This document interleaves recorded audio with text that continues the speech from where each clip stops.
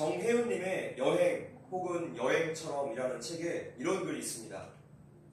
여행지에선 나는 세상 만물을 하나라도 놓치지 않으려고 한다. 그런데 삶 속에선 많은 것에 애써 눈 감으려 한다. 여행지에선 누구와도 친구가 된다. 그런데 삶 속에서 나는 가장 득이 되는 자들과만 친구가 된다. 여행지에선 가장 단순한 풍경에서도 위대한 진리를 느낀다. 그런데 삶 속에서 나는 눈앞의 일에 급급하느라 어떤 진리에도 이르지 못한다. 공감이 가시는 글이시죠? 우리 성도들은 순례자입니다. 우리는 돌아가야 할 본향이 있는 존재들이죠. 모든 인생의 끝을 아는 우리가 어느덧 세상 일에 마음 빼앗겨서 우리가 가야 할 목적지를 잊고 사는 것은 아닌가 생각해 봅니다. 천국 본향을 생각하면서 살아가는 성도는 현재의 삶에서 하나님의 명령에 대해 강력한 영향을 받습니다. 오늘 본문의 슬로브와 딸들도 앞으로 들어가게 될 가나안 땅에서의 삶을 믿음으로 바라보면서 현재의 삶을 살았던 것입니다. 출애굽 제2년 2월 초하루에 실시된 제1차 인구조사를 시작으로 그 막을 연 민수기가 40년 광야 생활을 중심으로 이야기를 진행하다가 마침내 여리고 맞은편 요단 동편에 있는 모압 평지에서 여자의 땅 상속에 관한 규례를 끝으로 막을 내리게 됩니다. 때는 출애굽 40년 9월경이었고 가나안 입성을 3개월가량 앞둔 시점이었습니다. 지난 시간 우리가 슬로브와 딸들의 그 특례법에 대한 보안 규례들을 살펴보았습니다.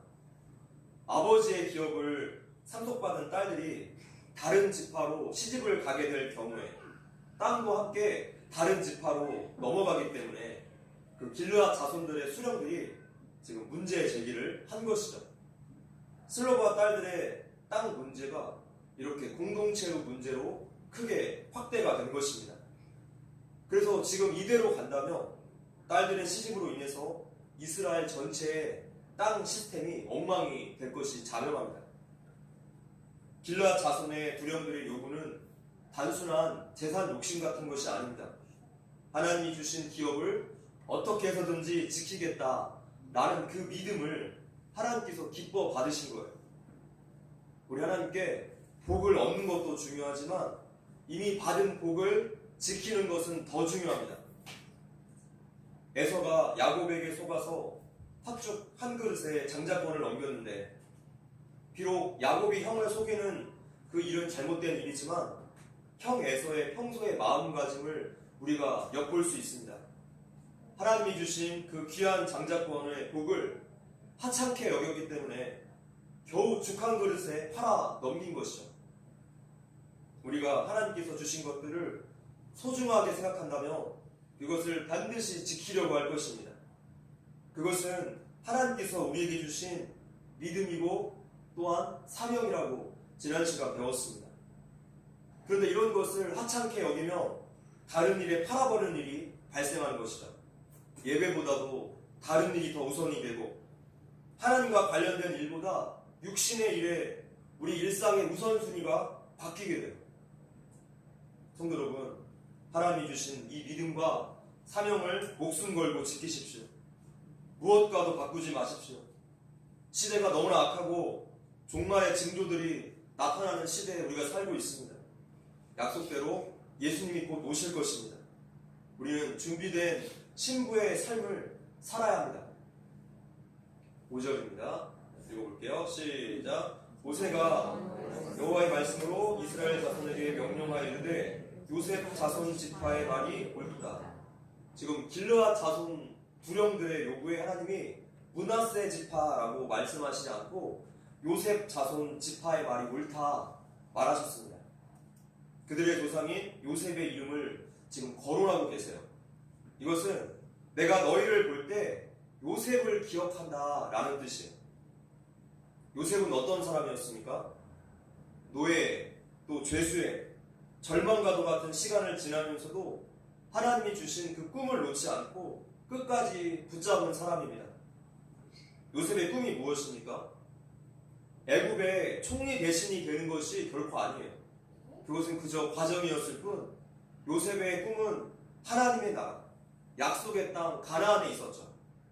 그것을 어떻게 알 수 있는가 하며 그의 임종 장면을 보면 아주 정확하게 나와 있습니다. 임종 자리에서 하는 말, 유언이라는 것은 절대로 가벼이 할 수 없습니다. 마음속 그 깊은 진심을 담아서 마지막으로 하는 말이기 때문이죠. 요셉은 임종하는 자리에서조차 하나님의 약속을 굳게 붙잡았습니다. 하나님께서 이스라엘 백성들을 반드시 가나안 땅으로 인도하실 것을 믿었고 때가 되며 나의 유고를 가지고 함께 가달라고 그렇게 유언했어요. 그래서 요셉의 바람이 이스라엘의 출애굽과 또 가나안 입성으로 이루어지게 되는 것이죠. 요셉은 이렇게 하나님이 약속하신 가나안 땅에 대한 믿음을 붙잡고 산 사람입니다. 그래서 하나님은 요셉의 후손들, 특히 슬로우와 딸들을 보면서 요셉을 기억하신 것입니다. 이렇게 하나님은 문제 해결책을 주셨는데 한마디로 말하며 너희들이 좋아하는 사람을 찾아서 연애 결혼은 하되 다만 므낫세 지파에서 배우자를 찾으라고 경계를 지어주셨어요. 자, 만약에 이 슬로브와 딸들이 므낫세 지파 안에서 결혼하지 않고 다른 지파 남자랑 결혼했다면 지금 이 두 형들이 염려하는 상황이 실제로 일어났을 것입니다. 각 지파들 간의 땅 문제로 인해서 끝없이 시비와 갈등이 발생했을 것이고 이스라엘은 땅 문제로 분열하게 될 것입니다. 그렇게 이스라엘 전역이 땅의 행정이 뒤죽박죽 엉망이 되는 거죠. 하나님의 복은 하나님의 뜻 안에서만, 하나님의 경계선 안에서만 우리가 누릴 수 있습니다. 경계가 없는 자유는 방종이고 반드시 우리를 멸망의 길로 인도합니다. 하나님은 우리를 너무나 사랑하시기 때문에 우리가 안전하기를 바라세요. 우리에게 복 주시기를 바라시고 우리가 행복하기를 바라세요. 그렇다면 하나님이 알려주시는 질서 안에서 살아가야 합니다. 다른 질서, 사람이 만든 질서, 인본주의와 공산주의 세계관에서 만든 그 질서에 동의하고 지지하고 따라가며 반드시 멸망합니다. 성도가 끝까지 회개하지 않고 자기 마음을 돌이키지 않고 내 고집대로, 내 취향대로 이 진보적인 정치관, 세계관을 끝까지 따라가며 그 끝은 반드시 멸망입니다. 그건 너무나 자명한 일이에요. 왜냐하면 하나님을 대적해서 쌓아올린 바벨 탑의 그 세계관이기 때문이죠. 하나님이 주시는 사랑의 경계선을 넘어가며 모든 역사가 반복되었듯이 문제가 생기고 고통이 시작됩니다. 하나님의 울타리를 넘어가며 인생이 망가지기 시작해요. 하나님의 말씀의 울타리는 항상 우리에게 가장 안전하고 가장 자유롭고 가장 행복한 길을 제시합니다. 하나님의 지혜는 우리의 지혜보다 높고 그래서 하나님 말씀에 순종하며 사는 것이 우리에게 오늘 행복의 길인 것입니다. 각 지파에게 분배해 주신 기업은 그냥 아무렇게나 이무대로 결정한 것이 아닙니다. 그 지파의 재능과 특징과 열정을 가장 잘 아시는 하나님께서 거기에 꼭 맞게 안성맞춤으로 분배해 주셨어요. 농사를 잘 짓는 지파에게는 농사 짓기 좋은 농토를 주셨고 장사를 잘하는 지파에게는 천혜의 무역함과 장사 루트가 교차하는 그런 땅을 선물해 주셨고 또 전투 실력이 뛰어난 단 지파 같은 경우에는 가나안 민족과 가장 가까운 땅을 분배해 주셨어요. 그들의 전투력이 아니고서는 그 이민족을 막을 수가 없기 때문이죠. 하나님께서 이렇게 그 모든 것을 다 아시고 각 지파에 꼭 맞는 땅을 배분해 주셨는데 만약 이 땅이 뒤죽박죽 된다면 각 지파는 역할을 제대로 수행할 수가 없으니까 그 땅이 황무지가 될 것입니다. 그러니 남의 기업을 비교하고 욕심내어서는 안 됩니다. 하나님께서 나에게 주신 것에 만족하고 감사하고 그 맞춤 기업을 사랑해야 돼요. 나의 이기심과 욕심과 또 다른 사람을 향한 비교 의식 때문에 하나님이 가지고 계시고 앞으로 나를 통해서 펼쳐나가실 그 큰 계획에 내가 방해물이 되어서는 안 될 것입니다. 저와 여러분을 성광교회에 보내신 하나님의 계획이 있고 또 우리 교회만 할 수 있는 사명이 있습니다. 또한 여러분 각자에게 하나님께서 주신 사명들이 있을 거예요. 주신 것을 발견하고 자족하고 감사하고 끝없이 이것을 발전시켜 나가야 할 것입니다. 10절입니다. 시작.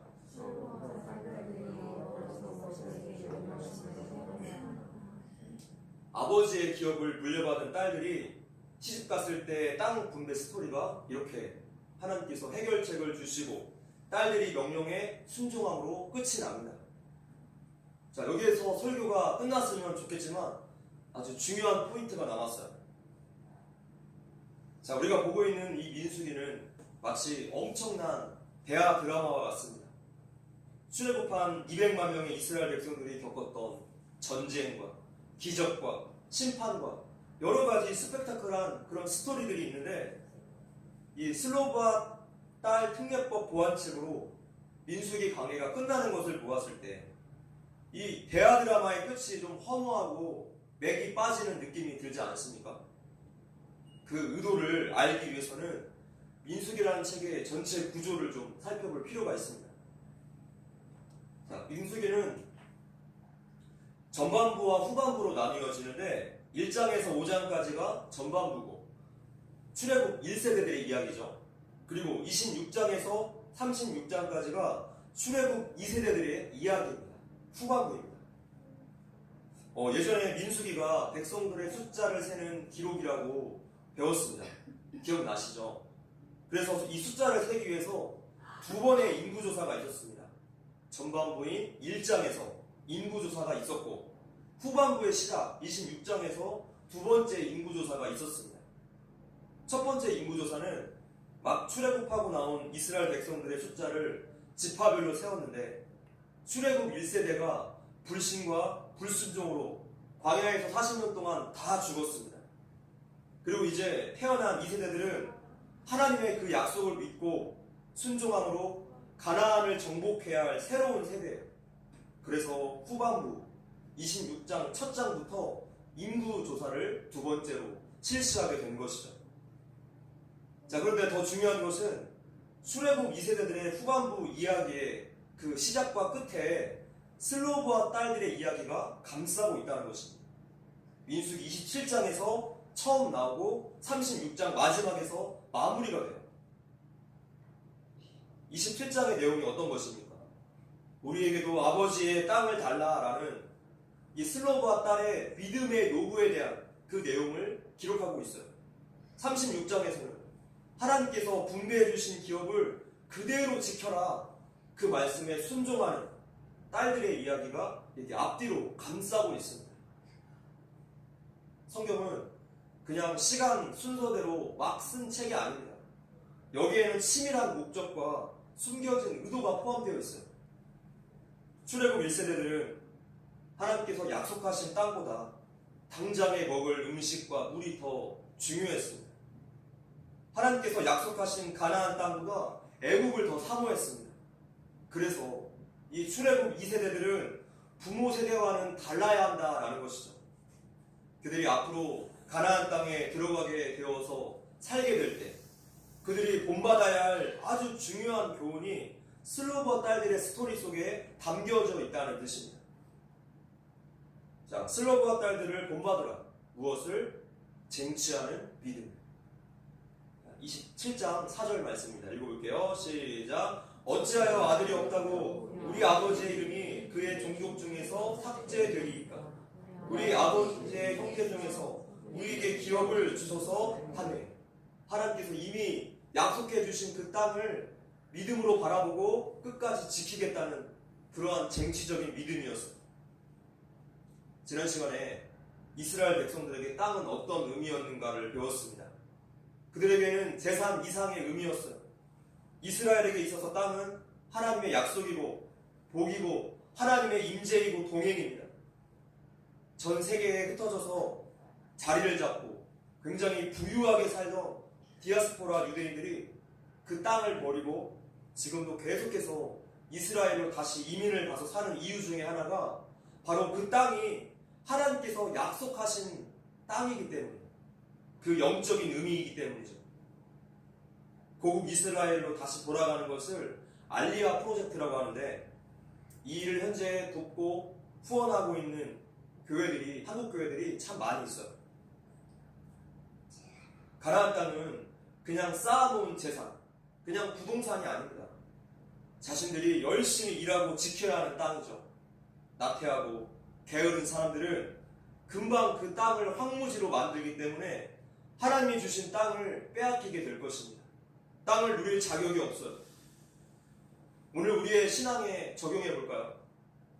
기도와 말씀 묵상, 예배 나중에 하면 되지 뭐. 오늘 우리가 하나님께 예배를 드리고 하나님께 은혜를 받을 기회는 다시 오지 않을 수 있습니다. 오늘 이 예배가 마지막이 될지는 아무도 몰라요. 북한이 작년 말에 전쟁 준비를 하고 있었다는 사실을 아십니까? 미국에서 중국인들이 북한으로 전쟁 무기들을 보내려고 준비하다가 미국 정보국에 발각된 사건이 외신에 나왔습니다. 또한 지난주에는 부산항에서 마약 600kg이 또다시 발각되었습니다. 우리나라 2천만 명이 동시 투약한 가능한 약이라고 합니다. 미국의 마약 수사대가 우리나라에 들어와 있지 않았더라면 그대로 퍼졌을 양이에요. 지금 미국이 우리나라의 전쟁과 마약을 다 막아주고 있습니다. 아무 일도 없는 게 아니라 아무것도 모르는 거예요. 지금 대한민국은 하루하루가 위험합니다. 전쟁의 위협 앞에 있어요. 이런데도 어떻게 내일을 자신합니까? 이런데도 어떻게 기도하지 않을 수 있겠습니까? 나중이라는 시간은 오늘 나에게 주어진 시간이 아닙니다. 내일과 나중은 하나님께 속한 것이지 우리에게 주어진 시간은 항상 지금이에요. 당장 오늘입니다. 지금 이 시대는 더욱더 믿음을 분명히 해야 하고 삶의 우선순위를 분명히 해야 하는 시대입니다. 기도 시간, 또 말씀을 묵상하는 시간, 공예배는 하루나 이틀, 일주일, 2주일 안 해도 티가 안 나요. 그래서 나에게 아무런 일도 없는 줄 알고 우리 일상의 우선순위에서 계속 밀려나게 돼요. 근데 문제는요, 이것이 바로 우리의 영혼에 아주 큰 치명타가 된다는 것이죠. 하나님과의 교제 시간을 멀리하면 멀리할수록 성령님의 인도하심에 대한 예민성을 잃어버리게 돼요. 육신의 생각으로 내 생각이 가득 차게 되고 더 많이 죄짓게 되고 우리 양심의 가책이 무뎌지게 됩니다. 지금 당장의 믿음을 지키셔야 돼요. 이스라엘은 분배받은 땅을 하나님이 주신 은사와 재능과 열정으로 열심히 가꾸어야 했는데 그 일이 곧 하나님 백성들의 행복이었어요. 우리 성도들의 행복은 하나님이 주신 은사와 믿음과 사명을 최선을 다해 지키고 또 사용하는 것입니다. 슬로브와 딸들이나 문하세 지파 수령들이 그토록 소중하게 여겼던 하나님의 땅은 바로 이러한 의미였어요. 하나님의 나라를 위해서 자신들이 구경꾼이 아니라 참여자, 일꾼이 되고 싶었던 것입니다. 우리는 오늘 하나님 나라의 구경꾼입니까? 아니면 열심히 일하는 참여자, 일꾼입니까? 당시에 인류 문명의 최고는 이집트에 있었습니다.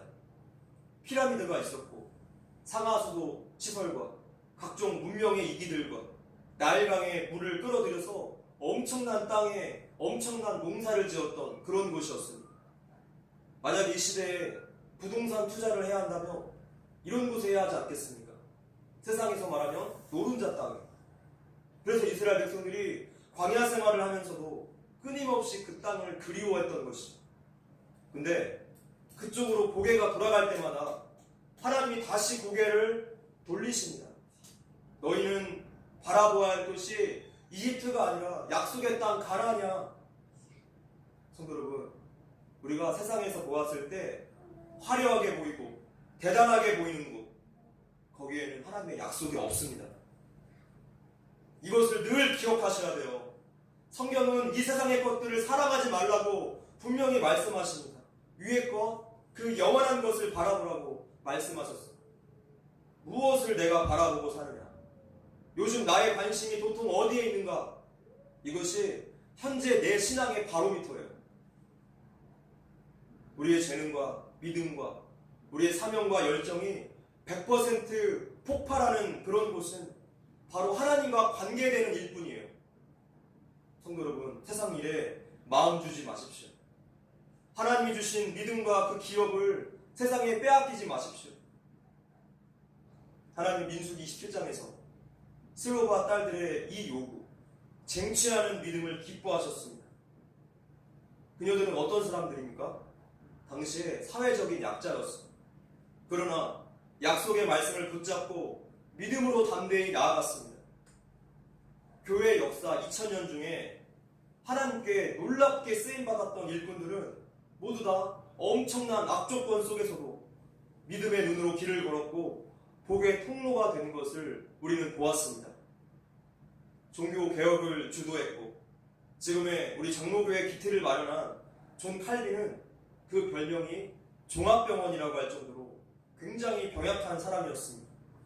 10개가 넘는 병을 앓고 있었대요. 또한 세계적인 부흥사로서 전 세계인들에게 복음을 전했던 19세기의 부흥사 무디 목사님은 초등학교도 못 나온 가방끈이 짧은 사람입니다. 8,000곡이 넘는 찬송시를 지었던 크로스비는 날 때부터 장님으로 태어났어요. 그러나 그들은 모두 다 하나님의 은혜를 경험했고 쟁취적인 믿음으로 걸어갔더니 하나님의 복의 통로로 사용되었습니다.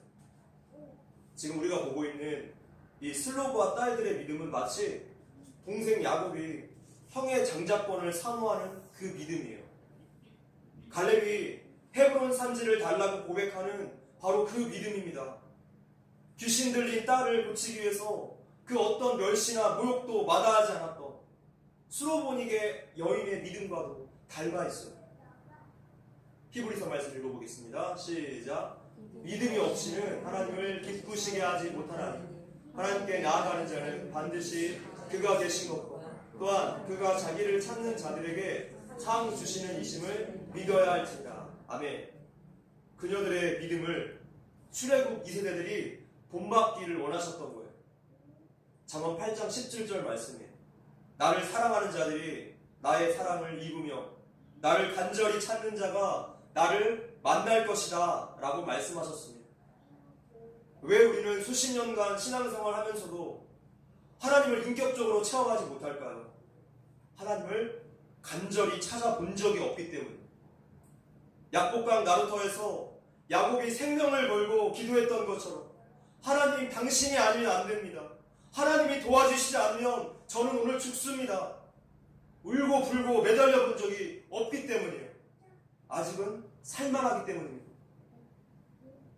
성도 여러분, 하나님을 찾는 일에, 하나님께 나아가는 일에 부지런하십시오. 악한 세상의 문화와 그 가치관 속에서 믿음을 끝까지 지켜내시고 영적인 싸움을 싸우십시오. 자, 슬로브와 딸들을 본받으라. 두 번째, 무엇을 본받습니까? 그녀들의 순종을 본받아야 한다는 것입니다. 6절입니다. 시작.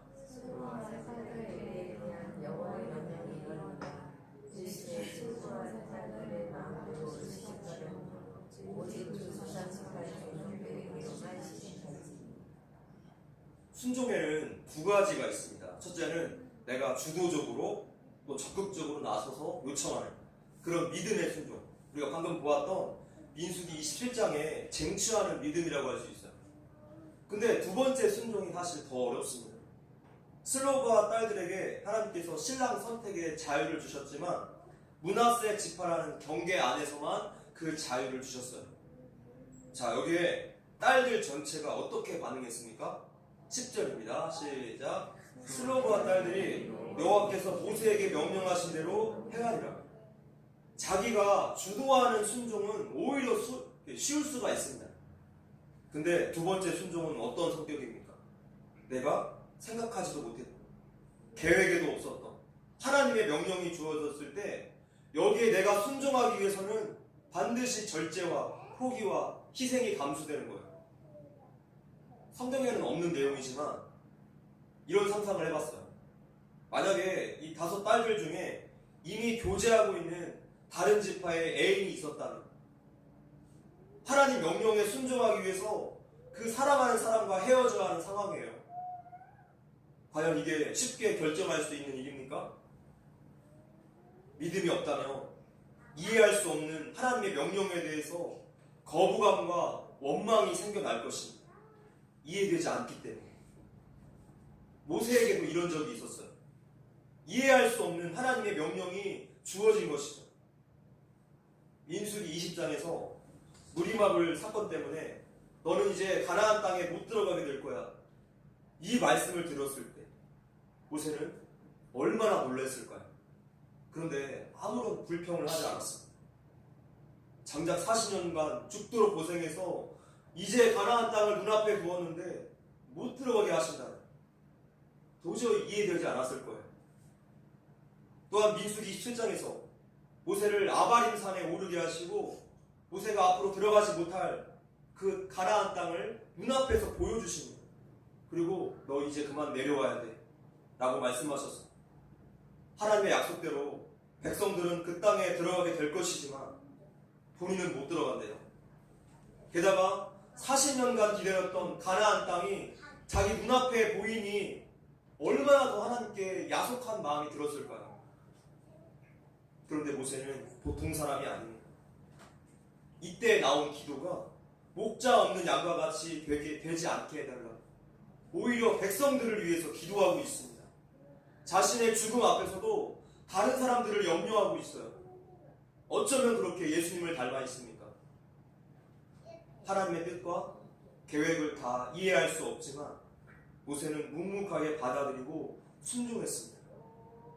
예전에도 말씀드린 것처럼 유태인 철학자 아브라함 헤셀은 이것을 가리켜서 지고한 묵종이라고 표현했습니다. 묵묵히 고요히 하나님 말씀을 따른다는 것입니다. 그는 묵종을 출애굽기 24장 7절을 인용해서 설명합니다. 한번 읽어볼게요. 시작. 언약서를 가져다가 백성에게 낭독하여 듣게 하니 그들이 이르되 여호와의 모든 말씀을 우리가 준행하리이다. 준행하다의 원어의 뜻은 행하고 듣다라는 뜻이에요. 듣고 나서 행하는 게 아니라 거꾸로 행하고 나서 듣는다는 거예요. 무슨 뜻입니까? 내가 머리로 이해하고 마음으로 동의가 되며 그때서야 행동하는 것이 아니라 먼저 행한 다음에 하나님 말씀을 듣겠다는 거예요. 하나님께로 온 것이라면 어떤 이유도 달지 않고 온전히 내가 순종하겠습니다. 하나님의 말씀은 언제나 옳으십니다. 라는 믿음의 자세를 말합니다. 이것이 바로 묵종이에요. 오늘 본문에서 슬로바 딸들도 이해할 수 없었지만 겸손하게 하나님 말씀에 순종했더니 온 지파가 다 하나님의 그 원래의 계획과 의도대로 땅이 평안해졌습니다. 우리 인생에서 하나님의 결정과 그 때를 받아들인다는 것이 우리의 편에서 쉽게 용납되지 않을 수 있어요.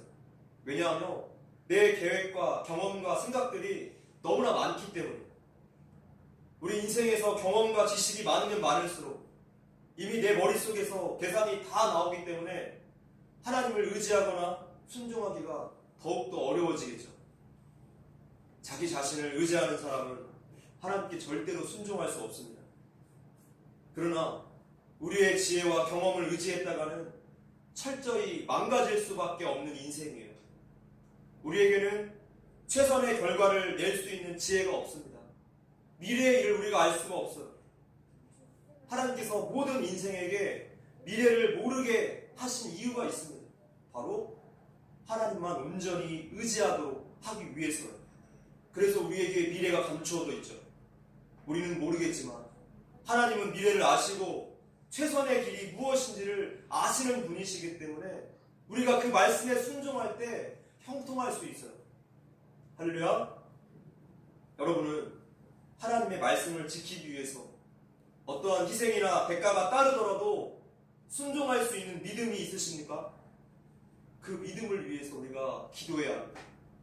순종하는 믿음 외에 다 가짜 믿음이에요. 순종하지 못한다면 그것은 믿음이 아닙니다. 말씀에 대한 순종은 복을 받는 비결이 되지만 이미 받은 복을 지켜내는 비결도 돼요. 할렐루야. 말씀을 맺겠습니다. 출애굽 2세대가 슬로바 딸들로부터 본받아야 될 교훈이 두 가지가 나왔습니다. 쟁취적인 믿음과 바로 순종하는 믿음이에요. 이 메시지를 하나님께서 앞으로 가나안 땅에 들어가야 할 모든 출애굽 2세대들이 그 마음 중심에 새기기를 원하셨던 것입니다. 자, 이것이 바로 슬로바 딸 이야기가 민수기의 마지막을 장식한 중요한 이유였습니다. 성도 여러분, 하나님이 주신 기업을 양보하지 마십시오. 때가 너무나 악합니다. 매일의 삶 속에서 치열하게 믿음의 싸움을 싸우시고 하나님의 역사에 동참하는 사명자들 되시기를 주님의 이름으로 축원합니다. 주님